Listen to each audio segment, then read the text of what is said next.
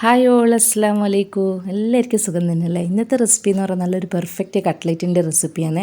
പൊട്ടിപ്പോകാതെ നല്ല പെർഫെക്റ്റ് ആയിട്ട് ഷേപ്പോടെ എങ്ങനെ ഉണ്ടാക്കുക എന്നുള്ളത് ട്രിക്കും ടിപ്സെല്ലാം ഒന്ന് പറഞ്ഞു തരാം കേട്ടോ.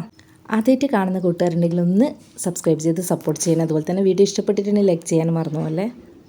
അപ്പോൾ നമുക്ക് കട്ട്ലേറ്റിൻ്റെ മസാല ആദ്യം റെഡിയാക്കാം. അതിനായിട്ട് 3 വലിയ ഉള്ളിയാണ് ഞാൻ എടുത്തിരിക്കുന്നത്. അത് ചെറുതായിട്ടൊന്ന് ചോപ്പ് ചെയ്തിട്ട് അതിൻ്റെ കൂടെ തന്നെ പച്ചമുളകും ചതച്ചിട്ടിട്ടുണ്ട് കേട്ടോ.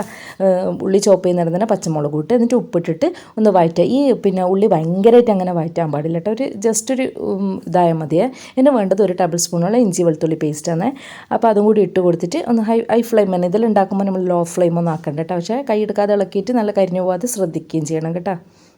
അപ്പോൾ ഇതാ ഏകദേശം ഒന്ന് വഴറ്റിയിട്ടുണ്ട് കേട്ടോ. അധികം വഴറ്റിയിട്ടില്ല, ഞാൻ നേരത്തെ പറഞ്ഞ പോലെ തന്നെ. ഇനി നമുക്ക് വേണ്ടതെന്ന് വെച്ചാൽ ഒരു 1/4 ടീസ്പൂണോളം മുളക് പൊടിയും അതുപോലെ തന്നെ കുറച്ച് ആവശ്യത്തിന് മഞ്ഞൾ പൊടിയും പിന്നെ വേണ്ട ഗരം മസാല പൗഡറും പിന്നെ ആവശ്യത്തിനുള്ള കുരുമുളകും. ഇത് 3ആണ് നമ്മൾ പൊടിയായിട്ട് ഇട്ട് കൊടുക്കുന്നത്. അപ്പോൾ ഇത് നന്നായിട്ടൊന്ന് ഇളക്കി യോജിപ്പിച്ചതിന് ശേഷം നമുക്കിന് വേണ്ടതെന്ന് വെച്ച് കഴിഞ്ഞാൽ ചിക്കൻ, കട്ട്ലേറ്റിൻ്റെ ചിക്കൻ ഇതെല്ലാം സ്പീഡിലങ്ങ് ആക്കിക്കോട്ടെ. അതായത് വലിയ ഫ്ലെയിമിൽ തന്നെ, എന്നാലൊന്ന് കട്ട്ലേറ്റ് ടേസ്റ്റ് ഉണ്ടാകാനേ. ഇത് ചിക്കൻ ഒരിക്കലും വേവിച്ചിട്ട് മിക്സിയിൽ അടിക്കരുത് കേട്ടോ. അതായത് നമ്മൾ ഒന്ന് ചോപ്പ് ചെയ്തിട്ട് എടുത്താൽ മതി. മിക്സിയിൽ അടിച്ച് കഴിഞ്ഞാൽ ഭയങ്കര അരഞ്ഞു കഴിഞ്ഞാൽ കടിക്കാൻ കിട്ടുമ്പോൾ അന്ന് ടേസ്റ്റ് കേട്ടോ. അപ്പോൾ ഇത് ചോപ്പ് ചെയ്തിട്ടിട്ട് അതും കൂടി ഇട്ട് കൊടുക്കുക. ഇതിൽ ചിക്കൻ വേവിക്കുമ്പോൾ ഞാൻ വെറും കുരുമുളകും പിന്നെ അതുപോലെ തന്നെ ഉപ്പും ഗരം മസാലയും മാത്രമേ ഇട്ടിട്ടുള്ളൂ. ഇനി നമുക്കിത് ശേഷം കുറച്ച് മല്ലിച്ചപ്പും കൂടി ആഡ് ചെയ്ത് കൊടുത്തിട്ട് ഒന്ന് നന്നായിട്ട് എല്ലാം കൂടിയിട്ട് ഒന്ന് ഇളക്കി യോജിപ്പിച്ച് കൊടുക്കാം. ഇനി നമുക്ക് വേണ്ടത് ഇതിന് വേണ്ട ഉരുളക്കിഴങ്ങാണ്. ഞാൻ ഇപ്പോൾ 3 വലിയ ഉള്ളിയല്ല എടുത്തിരിക്കുന്നത്. അതുപോലെ തന്നെ ഒരു 3 ഉരുളക്കിഴങ്ങ് വേവിച്ചെടുത്തതാണ്. അതായത് അധികം വലുപ്പമുള്ളതൊന്നുമല്ല. ഉരുളക്കിഴങ്ങ് ഭയങ്കരമായിട്ട് അങ്ങ് കൂടണ്ട കേട്ടോ. മസാലയും ഉരുളക്കിഴങ്ങും ഒരേ ഇതിൽ തന്നെ ആക്കി കഴിഞ്ഞാലൊന്നും നമുക്ക് നല്ല കഴിക്കുമ്പോൾ നല്ല ടേസ്റ്റ് കിട്ടാൻ. ഉരുളക്കിഴങ്ങ് ഭയങ്കരമായിട്ട് കൂടിയിട്ട് മസാല കുറഞ്ഞു കഴിഞ്ഞാൽ വെറും ഉരുളക്കിഴങ്ങിൻ്റെ ചുവ മാത്രമായിരിക്കും കിട്ടുക, ഇറച്ചി കടിക്കാനൊന്നും കിട്ടില്ല കേട്ടോ. അപ്പോൾ രണ്ടും കൂടിയിട്ട് ഒരേ ഇതിൽ അളവിലെടുത്തിട്ട് നമുക്ക് എന്താക്കാം, ഇതേപോലെ ഒന്ന് മിക്സ് ചെയ്തിട്ട് വെക്കാം. ശേഷം നമുക്കിതാ ബ്രെഡ് ക്രംസ് നമുക്ക് കട്ട്ലേറ്റിന് ആവശ്യമുണ്ടല്ലോ. ഇതിന് 2-3 ടേബിൾ സ്പൂണ് അല്ലെങ്കിൽ 1/2 കപ്പ് അളവിൽ ഇട്ട് കൊടുക്കുക കേട്ടോ. എന്തായാലും ഇതൊന്ന് ഇട്ട് കൊടുത്തു കഴിഞ്ഞാൽ നമുക്ക് പൊട്ടിപ്പോവില്ല കട്ട്ലേറ്റ്. ഇതെന്തായാലും എത്ര ടൈറ്റായി കഴിഞ്ഞാലും എത്ര ലൂസായി കഴിഞ്ഞാലും ഇത് വെച്ചിട്ട് ഒന്ന് ചെയ്ത് കഴിഞ്ഞാൽ നല്ലതാട്ടോ. അപ്പോൾ പൊരിക്കുമ്പോൾ ഒന്നും പൊട്ടൂല. ഇനി നമുക്ക് വേണ്ടതെന്ന് വെച്ചാൽ 2 മുട്ടൻ്റെ വെള്ളയാണ് ഞാൻ എടുത്തിരിക്കുന്നത്. ഫുള്ളായിട്ടാണെങ്കിൽ മുട്ടൻ്റെ ഫുള്ള് യെല്ലോ വൈറ്റും എടുക്കുന്നുണ്ടെങ്കിൽ 2 കൂടി എടുക്കുക കേട്ടോ. അപ്പോൾ എണ്ണയിലിട്ട് കഴിഞ്ഞാൽ ഭയങ്കര നൊര പോലെ വരുന്നതുകൊണ്ട് ഞാൻ ഏതെങ്കിലും ഒന്ന് ആഡാക്കുന്നത്. നിങ്ങൾക്ക് വേണമെങ്കിൽ 2 എണ്ണം ആഡാക്കാം കേട്ടോ. അപ്പോൾ ഇനി കുറച്ച് എണ്ണ കയ്യിലേക്ക് തടവി കൊടുക്കുക. എന്നിട്ട് നമുക്ക് നമ്മളെ കട്ട്ലേറ്റിൻ്റെ കൂട്ട് ഓരോ ബൗളാക്കിയിട്ട് എടുക്കാം കേട്ടോ. പിന്നെ നമുക്കിതിലേക്ക് വേണ്ടതെന്ന് വെച്ച് കഴിഞ്ഞാൽ കുറച്ച് മൈദപ്പൊടിയും കൂടി വേണം കേട്ടോ. അപ്പോൾ ഇതിങ്ങനെ ഓരോരോ ബൗളാക്കിയിട്ട് ഞാൻ അടുക്കുകയേ ചെയ്യുന്നുള്ളൂ കേട്ടോ. അങ്ങനെ ഷേപ്പെല്ലാം എന്ന് വെച്ച് കഴിഞ്ഞാൽ ഞാൻ മുട്ടയിൽ മുക്കിയതിന് ശേഷം ബ്രെഡിലേക്ക് ഇതാക്കിയിട്ടാണ് ചെയ്യുന്നത്.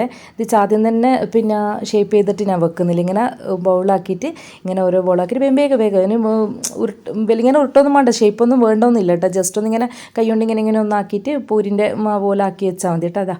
ഞാനിതാ ഏകദേശം എല്ലാം ചെയ്ത് വെച്ചിട്ടുണ്ട്. എളുപ്പത്തിലാക്കട്ടെ ഇത്. ഇനി ഈ ഒരു രൂപത്തിൽ തന്നെ ഞാൻ എന്താക്കി മൈദപ്പൊടിയിൽ ആദ്യം ഒന്ന് കോട്ട് ചെയ്യും. അതായത് നല്ല നമ്മൾ പുറത്ത് നല്ല തട്ടടി നല്ല കഴിക്കുന്നവരെ കാണുന്നുണ്ട്, നല്ല കട്ടിത്തൊലിയായിട്ട്. ആ കട്ടിത്തൊലിയെല്ലാം വരണമെന്നുണ്ടെങ്കിൽ ഇതിങ്ങനെ മൈദപ്പൊടി എല്ലായിടത്തൊന്ന് കോട്ട് ചെയ്തിട്ട് നമുക്ക് എന്താക്കാം, മുട്ടൻ്റെ വെള്ളയിലൊന്ന് ഡിപ്പ് ചെയ്ത് കൊടുക്കുക. ശേഷം നമുക്ക് ബ്രെഡ് ക്രംസിൽ ഒന്ന് ബ്രെഡ് ക്രംസ് എല്ലായിടത്തും എത്തുന്ന രൂപത്തിൽ ഒന്ന് കോട്ട് ചെയ്ത് കൊടുക്കണം. അത് ആ ബ്രെഡ് ക്രംസിൽ ആക്കുമ്പോൾ നമ്മളൊന്ന് കട്ട്ലേറ്റ് ഷേപ്പ് ചെയ്തെടുക്കുന്നത്. ഇതിപ്പോൾ ഒന്ന് വീഡിയോയിൽ കാണുന്നത് പോലെ തന്നെ ഞാനത് ഒന്നാമത്തതൊന്ന് ഇട്ട് എന്നിട്ട് കൈകൊണ്ട് മെല്ലെ ബ്രെഡെല്ലാം എത്തിച്ച് കൊടുത്തിട്ട് ഒന്ന് പ്രസ് ചെയ്ത് കൊടുക്കുകയേ ചെയ്യുന്നുള്ളൂ. അപ്പോൾ നമുക്ക് നല്ലൊരു റൗണ്ട് ഷേപ്പിൽ കിട്ടും കേട്ടോ. റൗണ്ടിൽ ഷേപ്പിലാക്കുന്നതാണെങ്കിൽ ഇങ്ങനെ അങ്ങ് എടുത്തിട്ടാക്കിയാൽ മതി. ഇനിയിപ്പോൾ ഷേപ്പ് വേറെ ഏതെങ്കിലും വേണമെന്നുണ്ടെങ്കിൽ ഷേപ്പ് ചെയ്തിട്ട് തന്നെ ആദ്യം തന്നെ ചെയ്തോ. ഇതിപ്പോൾ പെട്ടെന്ന് നമുക്ക് വിരുന്നാറെല്ലാം വന്നു കഴിഞ്ഞാൽ പെട്ടെന്നാക്കാൻ വേണ്ടിയിട്ട് ഈ ഒരു ട്രിക്ക് ഉപയോഗിച്ചാൽ മതി കേട്ടോ. ഇതേപോലെ തന്നെ ബാക്കിയുള്ളതെല്ലാം നമുക്ക് ഓരോന്നോരോന്നായിട്ട് ഇങ്ങനെ തന്നെ ചെയ്ത് കൊടുക്കട്ടെ. ഇതിപ്പോൾ വളരെ എളുപ്പത്തിൽ ഉണ്ടാക്കാൻ പറ്റിയൊരു കട്ട്ലേറ്റാണ് കേട്ടോ. വേറെ ഏതെങ്കിലും ഷേപ്പിലാക്കണമെന്നുണ്ടെങ്കിൽ ഞാൻ പറഞ്ഞ പോലെ നേരത്തെ കാലത്ത് തന്നെ ഷേപ്പെല്ലാം ചെയ്തിട്ട് വെച്ചാൽ മതി കേട്ടോ. ഇനിയിപ്പോൾ ഇതെല്ലാം ഓരോന്നോരോന്നായിട്ട് ഇങ്ങനെ ചെയ്തതിന് ശേഷം അന്നേരം തന്നെ എണ്ണയിലിട്ടിട്ട് പൊരിക്കരുത് കേട്ടോ. കുറച്ച് നേരം ഒന്ന് ഫ്രിഡ്ജിൽ വെക്കണം.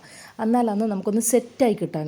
അപ്പോൾ കുറച്ച് നേരത്തെ തന്നെ കട്ട്ലേറ്റിൽ ഉണ്ടാക്കി വെക്കുക. ഇപ്പോൾ തിരക്കലാണെങ്കിൽ അന്നേരം പൊരിച്ചോ. പക്ഷേങ്കിൽ നമ്മൾ എണ്ണയിലേക്ക് ഇതെല്ലാം പാട് ഈ ബ്രെഡ് ക്രംസ് എല്ലാം അങ്ങ് വീണ് പോകട്ടോ. അപ്പോൾ ഏറ്റവും നല്ലതെന്ന് വെച്ച് കഴിഞ്ഞാൽ കുറച്ച് നേരം എന്തായാലും ഒന്ന് സെറ്റ് ചെയ്യാൻ വെച്ചതിന് ശേഷം മാത്രം, ഒന്ന് തണുപ്പിച്ചെടുത്തതിന് ശേഷം മാത്രം നമുക്ക് എന്ത് ചെയ്യാം, ഇത് പൊരിച്ചെടുക്കാം. അപ്പോൾ ഏകദേശം ഇതാ എൻ്റെ കട്ട്ലേറ്റെല്ലാം ഉണ്ടാക്കി കഴിഞ്ഞിട്ടുണ്ട് കേട്ടോ. ഏകദേശം ഒരു 30 കട്ട്ലേറ്റോളം ഞാൻ ഉണ്ടാക്കിയിട്ടുണ്ട് കേട്ടോ. അപ്പോൾ പിന്നെ നമുക്ക് എന്താക്കാം, അതിനടുത്തത് പൊരിക്കലാണ് കേട്ടോ.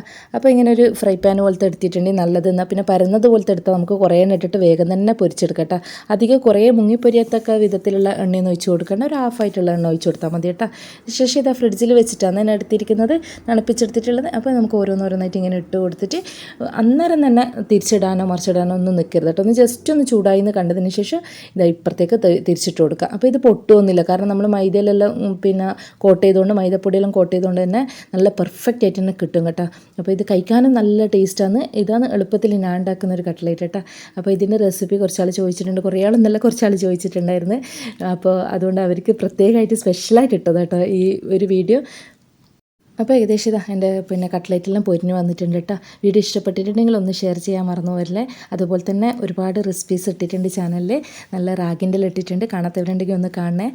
നല്ല പെർഫെക്റ്റ് കട്ട്ലേറ്റ് ഇവിടെ റെഡി ആയിട്ടുണ്ട്. നിങ്ങൾക്ക് കാണുമ്പോൾ തന്നെ തിരിയോ നല്ല സൂപ്പറായിട്ടുള്ളതാണ്. അതുപോലെ തന്നെ ടേസ്റ്റിലും നല്ല അടിപൊളിയാണ് കേട്ടോ. എല്ലാവരും ഉണ്ടാക്കി നോക്കാം. അപ്പോൾ വീഡിയോ എല്ലാവർക്കും ഇഷ്ടപ്പെട്ടിട്ടുണ്ടെന്ന് വിചാരിക്കുന്നു. പുതിയൊരു വീഡിയോയുമായി വരുന്നത് വരെ എല്ലാവരോടും thanks for watching my video.